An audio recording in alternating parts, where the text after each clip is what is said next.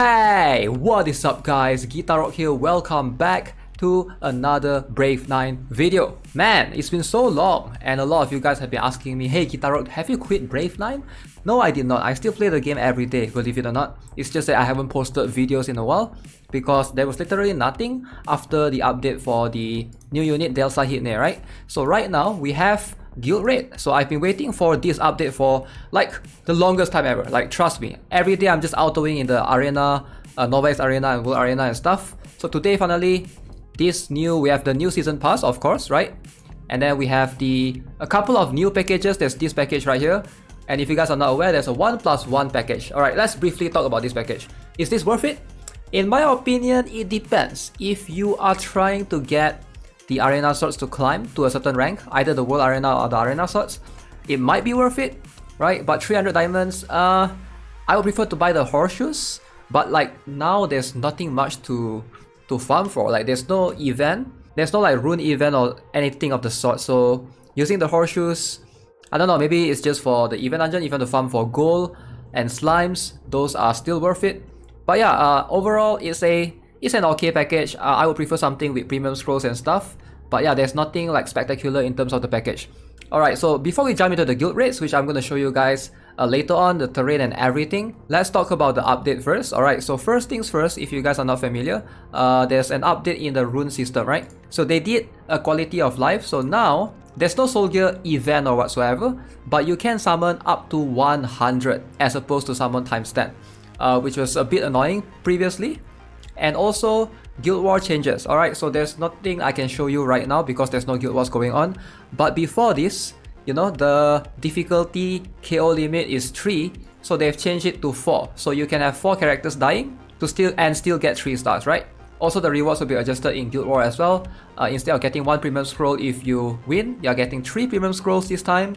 If it's a draw, you get 2 premium scrolls, and if you lose, if it's a defeat, usually you get normal scroll times 10, so now that will be converted to a premium scroll times 1.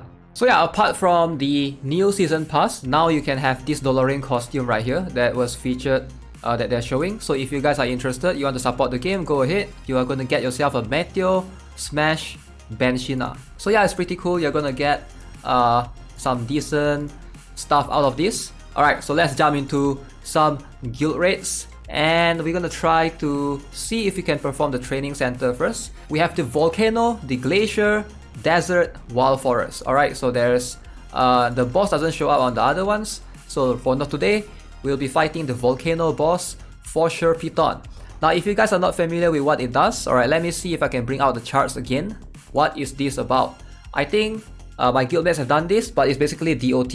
So you want to have healers. It's very important. If you don't have a strong healer, you are pretty much screwed right here. This is where a couple of characters comes into mind. Floria, Sui, Julie. Alright, those are strong healers. Solid 3-star, 4-star and 5-star. Alright, so right here, when we enter the training center, we can actually have a look with this Fosherpeton and Petraceratops, right? You can have a look at the boss level and then you can set receive direct damage every turn. So 1.5k direct damage. That is a lot. That is a lot. Floria is pretty much like one of the better healers out there because she not only increases your HP, she also heals. Increased HP is gonna be quite substantial. Alright. So in Glacier you can see fixes attack to the minimum threshold of 20%. Unfortunately, yeah, that one's gonna be a bit different. Mercenaries becomes inoperable for every third turn. For Desert and Wild Forest fixes crit rate to 0%. A stage that you cannot crit. It's not too difficult. You can still use like direct damage or fixed damage, I think. So those won't crit anyway. So I guess those kind of characters or heroes will be usable here. So let's jump into Volcano. We're gonna try at boss level 10 and see how is it going to be like. Okay, so the idea here is to do as much damage as you can, right? So let's have a look at the boss skills. Alright, Fosherpeton, battle ends after round 2. Alright, similar with World Boss. You can see this range, interesting range. The boss has 7.5k attack, 10% defense, everything 0%. So let's have a look at skill. Deals direct additional damage to the enemy every turn. Attack times 50% additional damage. Carries out an attack that eliminates the entire enemies in round 2. Alright, makes sense. Anything in exception? Can't be removed, okay. So, second skill, Aura. Dang, applies Hellfire to deploy enemies. Hellfire effect terminates when the activator dies. So the Hellfire basically deals direct DOT damage every turn. So this is an aura. You can't escape the aura, alright? It will always be there. Hellfire, you will always receive direct DOT damage by enemies max HP times 10%. So your HP doesn't matter here. So it scales based off your HP anyways, 10% of your HP. So not too big of a deal. And the boss is immune to both DOT and attack interference immunity. But boss is not debuff immune.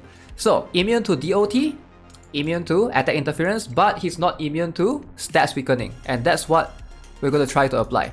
Alright, so we're going to try to stack some stats weakening and see how we can, you know, deal with this. So I'll see if I can try to come up with a legit strat. So let me just remove everyone first. Alright, so the first form, I actually used this particular form. Okay, so we have Raphithia in the middle. So Raphithia is going to be buffing. Wait, this doesn't look right. No, I think it's supposed to be Floria, sorry. Yeah, it's supposed to be a Floria right here. Yep. I think I was testing something. Okay, so Floria to Raphithia, and then we have Esther, we have 3, 4, we have Zarka. So why Esther, Zarka? Because of all of these incoming damage boosts, alright? Zarka has the highest at 145%. So if you guys are not familiar, it's the same strat with the world boss. Esther's one is about 100%. Right, Martina has like 100% right here. So you want to stack as much of this as you can, right? And then 125%. So Orphina's one, apparently she has this ability. Right, hers can stack twice. 50% times 2. Because right here it says this effect can be stacked. So she will be able to hit twice. The same applies to everyone. Flora and Raphithia is there to heal, okay? So I noticed that if I remove either one of them, I can't make it, like one of them will die. I have a feeling that can be substituted by putting 2 vital runes, but that will require too much swapping runes around. So far this is what I think is the optimal in terms of the best one. So let me show you guys how much this can achieve. I think this will get you about 3 to 4 million. And then I'm going to show you guys a strat after this that's an improved version of this, just in case you don't have the characters right here. Alright, so as you can see, the incoming damage boost. Okay, so remember you are getting this amount of direct damage every turn. So you have to keep that in mind. Every single turn you're getting that damage. So some sort of heal is required for sure. Alright, so let's see how much is this damage gonna equate to. So this will grant us about 4 million. Alright, of course it can be tweaked. In terms of main damage dealer right now is Nerua, right? Nerua is the one doing the damage, and of course Seer. It's a similar concept with Arcstar. Seer has the stigma and stuff, so she will reflect that. So make sure you give your Seer double rage runes. So that's going to give you the utmost efficiency in terms of the score. Now let's have a do at one more time. So this time we're going to swap the strat a little bit around. This is going to be a different strat where we're going to rely on Lumen. So let me show you this one, right? So Floria, Raphithia, everything else is the same. Okay, so we have, what's the name? Zarka here. So 3, 4, Zarka, and then we have, what's the name? Orion right here. Notice by Orion I have to put 1 vital. If I don't put 1 vital, she will die in the process. So we have Seer here and Ledakrat right below. So Ledakrat will be copying Seer's skills. So ideally these two, they will have the reflex stigma thing. And then we have 7, Nerua, and then 8, and followed by 9. Wait, let me think. I think the order can be improved a bit. 7, yeah. I think this might be better. Alright, let's give this a try. So this will give you more than 4 million. I think this will give you about 6 million. If I remember correctly, so the score is significantly higher. Remember the boss, okay, why Lumen? Because Lumen ignores incoming damage reduction, right? Lumen ignores barrier. The boss has sort of a barrier. If you haven't seen the skills like I showed you earlier, one of the skill have a 70% damage reduction, which is a lot. So Lumen is going to be able to ignore that. Ideally, that's what you want Lumen for. Alright. So there are some other characters that can do that. I think Angelica plus 15 can do that, right? Ignore barrier and stuff, but I don't have her. So I think if you have Angelica plus 15, maybe she might be able to deal more damage than Lumen, right? So just something to put out there.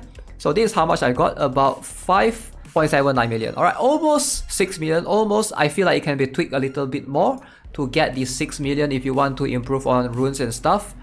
But yeah, this skill is the one that reduces damage by 70%. It's a lot, so keep that in mind. Alright guys, so that's gonna be it for today's video. Hope you enjoyed it. So let me know what you guys think of the strats. If you guys have anything better, feel free to let me know in the comment section below. I would love to try your guys' strats out if you guys have anything that's like 10 million, 20 million score per run. But yeah, guild raids is something that make sure you guys participate, because if you are in like a top 10 guild, you're getting quite a substantial amount of AC right here.